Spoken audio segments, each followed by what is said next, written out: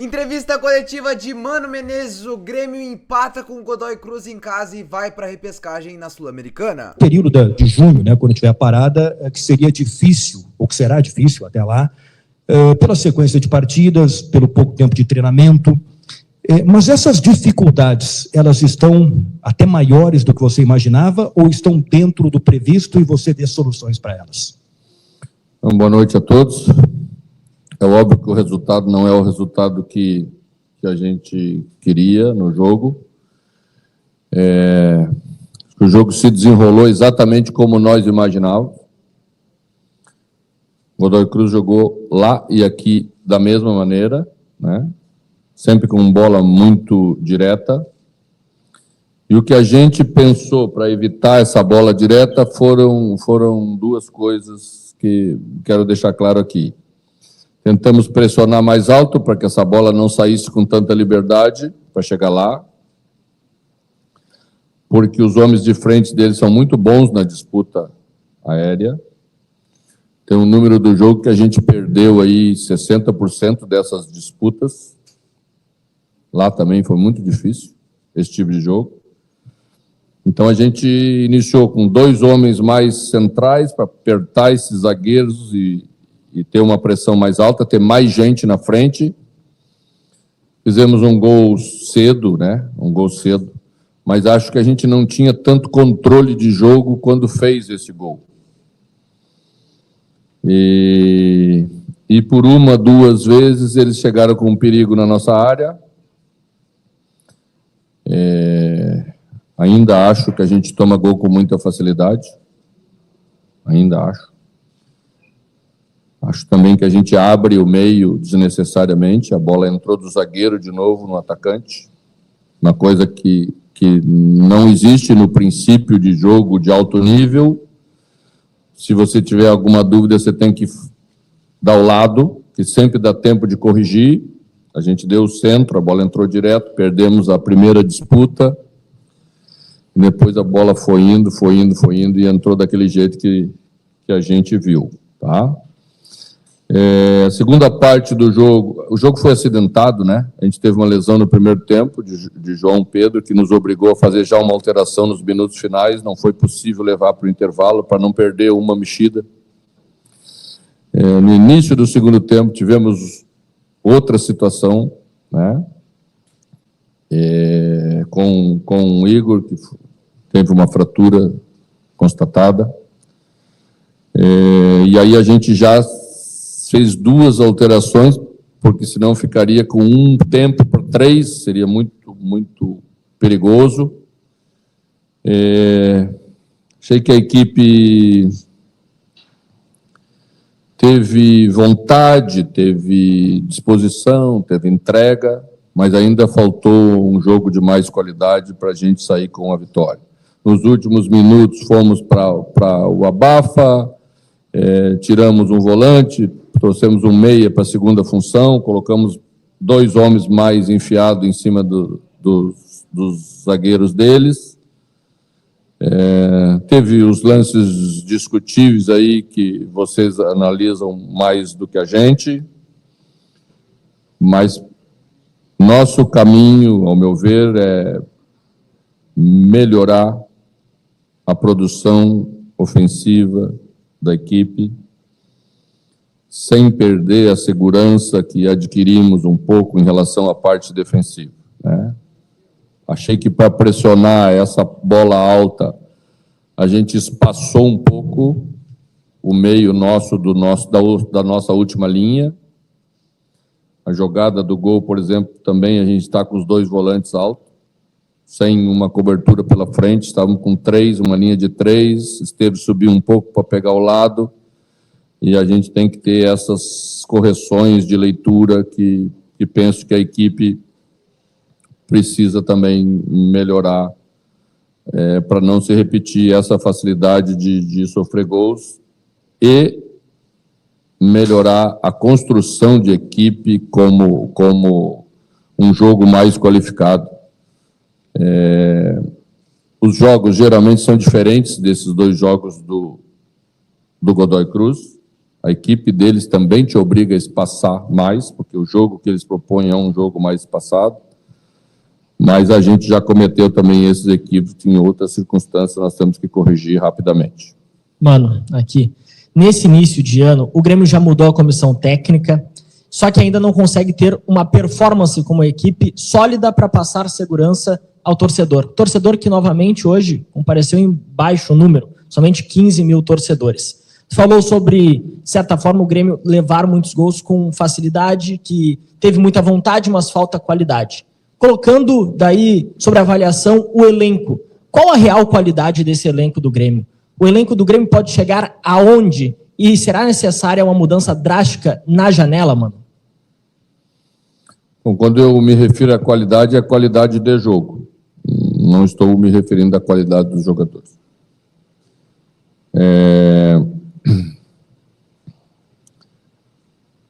A janela, ela vai ser utilizada por todas as equipes, pelo Grêmio provavelmente ela também vai ser utilizada. Entramos para o jogo de hoje com 3 laterais direitos, só temos um. Futebol é isso aí, é dinâmico, eles têm que estar todos preparados para entrar e jogar. Não adianta a gente querer direcionar aquela crítica, né, para esse ou para aquele, não é injusto fazer isso, né?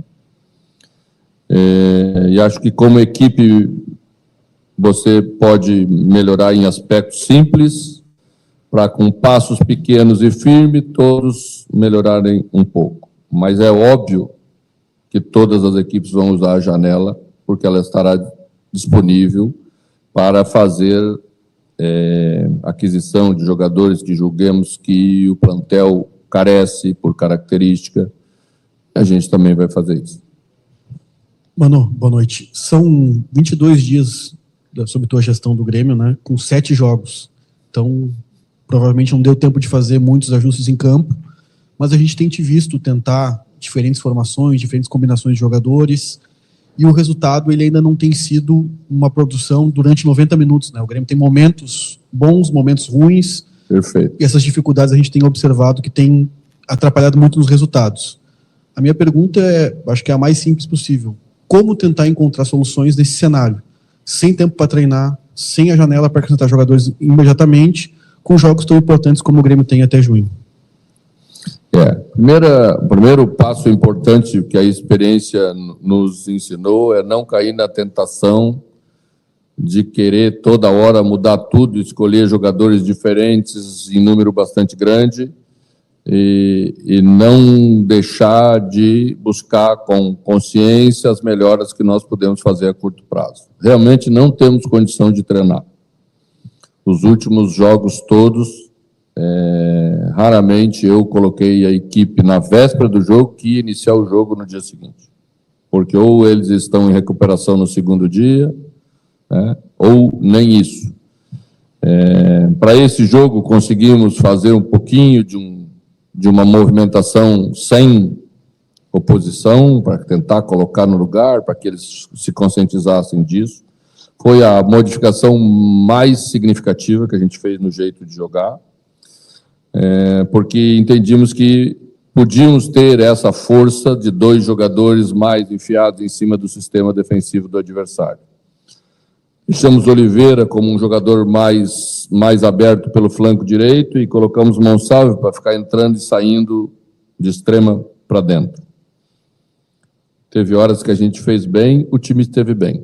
Quando não conseguimos fazer bem, ficamos com 4 na última linha, aí já perdemos o meio-campo, porque é numérico, e aí oscilamos e aí perdemos o controle do jogo, que é isso que não pode acontecer. Dá para ir corrigindo, pegando imagens, fazendo de novo, mostrando de novo o que é que a gente tem que fazer nessa hora ou na outra hora, mas sempre falta o exercício da repetição. Faz muita falta isso, sem dúvida nenhuma. Foi por isso que eu me referi no pós-jogo do Bragantino, que a gente vive esse momento de quase desespero para tentar fazer aquilo que seria óbvio quando você prepara uma equipe para entrar em campo.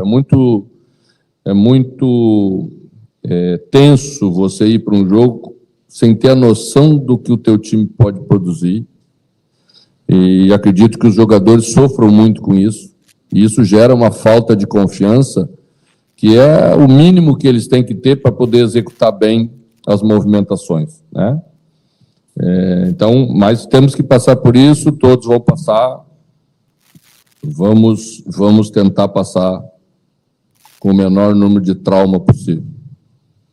Mano, uma das questões que você tem colocado nessa coletiva de hoje é essa busca pelo ideal, né, pelos acertos, sem, como é que você colocou agora há pouco também, das várias opções e ficar mexendo tanto, mas no meio você já tentou ali o Cristaldo, o Monsalve, o Natan, características diferentes de cada um. Dentro dessa questão de característica, eu te pergunto, para o meia, dentro daquilo que você quer, ou você gostaria, ou do que você pretende, qual é a característica aqui que você está procurando nesse meia, nesse jogador que vai daqui a pouco assumir uma titularidade nesse time, quando tiver a possibilidade de ter essa titularidade, porque a sequência de jogos talvez não permita, né? Então, a escolha da ideia passa pelas escolhas secundárias, né? Apesar de as pessoas acharem que eu não gosto, eu gosto de um time que joga um bom futebol. E para se jogar um bom futebol, penso que a composição de um meio-campo, você precisa preencher as características de 1 a 4, que nem eu sempre falo. Um jogador com característica, porte defensivo para sustentar essas bolas de primeira, de disputa, que são necessárias da função, né? Ouvi no ouvido, um pouquinho atrás de mim, algumas críticas ao Ronald hoje. Mas Ronald ganhou quase todas as disputas aéreas e por isso ele iniciou no lugar de Camilo, porque precisávamos ganhar e sabíamos que time íamos enfrentar. Veja como é importante essa característica para essa função. 2, um jogador que faça retomada de bola, mas que tenha capacidade de fazer ligação, avançar, chegar na área, incluir, porque é necessário, sobra para esse jogador muito do jogo. E você conseguir fazer isso, vai dando qualidade ao teu jogo. 3, um armador. Precisamos armar, a jogada é difícil de construir, fazer gols é difícil, né? Precisamos ter um jogador que tenha essa capacidade. E a gente vai unindo essas peças, tá? 4 é um meia atacante que tem a capacidade de fazer beirada, mas também tem a capacidade de entrar e se juntar com o segundo meia, o meia principal, para ajudá-lo. Porque senão o adversário marca o teu meia com eficiência e o time fica preso. Então, nessa hora, precisamos 2 ajudantes de ótima qualidade, um que vem de fora e um que chega de trás, que é o segundo homem de meio campo. Assim nós vamos montar o nosso meio campo, assim é a ideia. Tá? Depois teremos um extremo, que é o jogador que dribla, que é o jogador que desafoga, e um atacante principal. Tá? É isso, sempre foi assim, né? E assim vai ser. Boa noite, mano, tudo bem? Queria te perguntar especificamente sobre alguns jogadores do departamento médico. A gente teve a possibilidade, tu suscitou essa possibilidade no jogo passado de talvez o Vijaçante voltar. Queria que tu falasse como é que está o Vijaçante. Como é que está a situação física dele nesse momento, porque existia talvez uma expectativa de um retorno antecipado, e também o que aconteceu com o Cristaldo, né? Porque ele treinou normalmente aí nas vésperas da partida, mas aí hoje a gente teve informação de que ele não estava muito bem, ficou aquela dúvida se era uma questão técnica ou uma questão mais de cansaço. Por que ele não participou dos relacionados desse jogo? Como é que vocês viram que ele treinou normalmente na véspera do jogo? Treinou, terminou o treino e quando foi fazer uma avaliação reclamou de um desconforto. A gente até colocou uma nota hoje à tarde para não deixar dúvidas sobre isso, porque já começamos a ouvir algumas especulações e não era isso, tá? Então, acredito que, para evitar uma lesão maior, para não perder um jogador, a gente tinha que fazer isso nessa hora, senão fatalmente iria machucar. Então, a situação dele é essa. A situação de Vilaçante já voltou ao treinamento, ele e Edenilson voltaram. Edenilson está um pouco à frente em termos de condições, Vilaçante um pouquinho depois, mas acredito que levaremos ele para o Morumbi porque pelo menos para uma parte final do jogo, para fazer um fechamento de jogo com a qualidade que tem, com a experiência que tem, um jogador de alto nível pode nos ajudar. Mano, de novo o Grêmio teve altos e baixos, né, durante o jogo. Tu tem tentado alternativas, já mudou a escalação várias vezes, como os colegas falaram. Hoje uma opção com dois atacantes, mas eu queria pegar um outro lado contigo, o lado da personalidade, o lado do chamar a responsabilidade, talvez, do teu elenco. Parece que quando o Grêmio toma o gol, dá uma caída, assim, uma baixada de estima no time e perde aquele ímpeto que tinha anteriormente. Queria te ouvir em relação a isso, como tu está trabalhando para que o Grêmio consiga manter uma certa estabilidade dentro do seu jogo, algo que hoje a gente ainda não viu. O Grêmio segue bastante eletrocardiograma, né? Bom, primeiro uma concordância. Acho que a gente oscila dentro do jogo e oscila por motivos diferentes, né? Nenhuma delas porque a equipe quer voltar, porque é péssimo voltar perto do seu gol, e nem nós somos muito felizes ultimamente perto do nosso gol. Então não é um lugar que a gente queira estar, tá? Mas às vezes você não consegue. Eu não vi a equipe ser dominadora assim no jogo no primeiro tempo. A gente fez um gol, teve momentos de força ofensiva, jogadas pelo lado, a bola passou na área, perdemos um gol, né, que o nosso adversário não perdeu, né? Mas, assim, controle de todas as ações a gente não teve. Essa é a minha visão. Teve mais controle na última parte do jogo do que no início do jogo. Então, essa é uma questão. Não acho, por exemplo, que no jogo do Bragantino a equipe recuou, porque tomou um gol e 30 segundos depois fez o gol e 30 segundos tomou o gol, não deu para nada. E hoje também não aconteceu isso, né? Na verdade, o que precisa estar presente nessa hora é a qualidade de jogo para diferentes situações que o jogo apresenta. O adversário, quando toma gol, ele também tem um outro comportamento. Ele está perdendo, ele vai arriscar mais, ele vai empurrar o teu time um pouco mais para frente. E tu tem que ter uma qualidade de jogo para esse momento, que é recuperar a bola, e a gente tem recuperado muita bola. Queria chamar a atenção para esse número do jogo. Hoje foi mais 50 recuperações quase, mas tem perdido muito a bola logo depois da recuperação, tá? E isso é movimento lúcido para você aproveitar a roubada de bola que você tem. Às vezes a gente força um passe para um jogador que está muito próximo, a gente precisa achar o segundo e o terceiro homens trocando de corredor para sair da pressão com mais lucidez. A gente erra bastante nisso, mas acredito que os jogadores têm capacidade para fazer, temos que exercitar, temos que mostrar e temos que trabalhar para sair disso. Mano, você falou diversos ajustes táticos que, por óbvio, levam tempo para serem aplicados dentro de campo. Mas, na minha visão, existe uma situação hoje no Grêmio, que o Conte até trouxe na pergunta anterior, que não leva tempo de treinamento para ser ajustado, que é a parte mental. Você falou em desespero dos jogadores por um resultado, até uma falta de confiança, me parece até ter uma ansiedade por um resultado positivo. Como fazer com que os jogadores não sofram, como você disse, dentro de campo, para buscar um resultado positivo, mesmo eles estando sendo muito pressionados para isso? Como que está sendo trabalhado isso no dia a dia? Como eu disse, não é uma questão que leva treinamento. É uma boa questão, porque sempre que chega nessa hora a gente fala da questão mental, né? E não existe um botão e não existe um trabalho que do dia para a noite vai dar confiança para a equipe que não seja resultado. E é por isso que se passa por momentos difíceis. O resultado não vem, você corre muito atrás dele, então falta confiança porque o resultado não vem, e essa falta de confiança atrapalha para que o resultado venha. É um negócio meio maluco, mas é isso, tá? Vamos abraçar os jogadores, é isso que nós temos que fazer, como comissão técnica, como treinador, com a experiência que a gente tem.